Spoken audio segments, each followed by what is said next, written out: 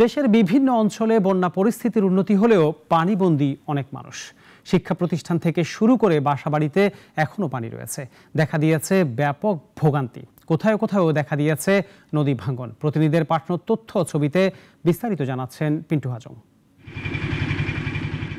মৌলভীবাজারের কুলাউড়ায় প্রায় ৩ সপ্তাহ ধরে পানিবন্দী লক্ষাধিক পরিবার। নদী তীরবর্তী এলাকায় বন্যা পরিস্থিতির উন্নতির দিকে থাকলেও হাওর এলাকায় এর ভিন্ন রূপ। হাকালুকি হাওরের তীরবর্তী এলাকায় দেখা দিয়েছে জলাবদ্ধতা।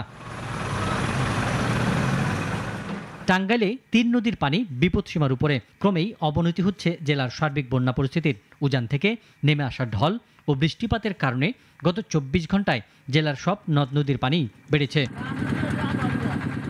দুর্গত এলাকায় খাবার ও সুপেয় পানির সংকট দেখা দিয়েছে। প্রশাসনের পক্ষ থেকে শুকনো খাবার ও সহায়তা দিতে দেখা গেছে, তবে পর্যাপ্ত নয় বলে অভিযোগ রয়েছে। ঠাকুরগাঁওয়ে কয়েকদিনের টানা বৃষ্টিতে টাঙ্গন নদীর পানির স্রোত ঢুকে পড়েছে নিচু এলাকাগুলোতে। এতে পানিবন্দী প্রায় ২৫০০ পরিবার। সম্পূর্ণ ঘর প্রতি ঘরে দুয়ারে পানি লাগে গেছে। খালি আবদার করতেছি, কোনো ঘুম নাই, কোনো খাওয়া দাওয়া নাই। এখানে প্রায় ২৫০০-এর মতো পরিবার আছে। এই কাল থেকে পানিবন্দী অবস্থায় আছে। এখানে আজ পর্যন্ত মানুষ অনাহারে অর্ধাহারে আছে।